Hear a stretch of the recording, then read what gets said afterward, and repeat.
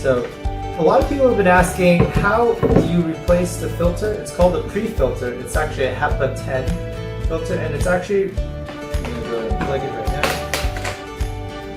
now. But there's 4 screws at the base.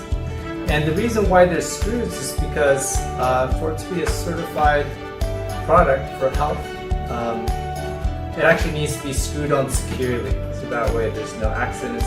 In one of our earlier designs, we were trying magnetic mounts and connectors, but that actually won't be certified. So you can see here, these are the 4, and they actually become the feet of the unit. So I'll put that down right here.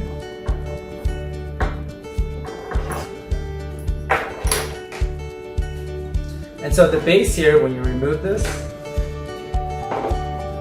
you can see inside and where the magic happens. So this unit right here is the pre-filter. So you can see this is a HE10 filter element. So this is what's going to be made replaceable on our Kickstarter. And here you can see the actual light unit. So if you look inside, you can see the reflective chamber inside where the UVC light is. And it's interesting because it actually sits vertically. So unlike a lot of units out there on the market, this piece is, so I'm going to get a screwdriver, but I'm going to remove this entire piece here. I'm going to get to the bulb itself. But you can see it's very easy to remove and replace the pre-filter.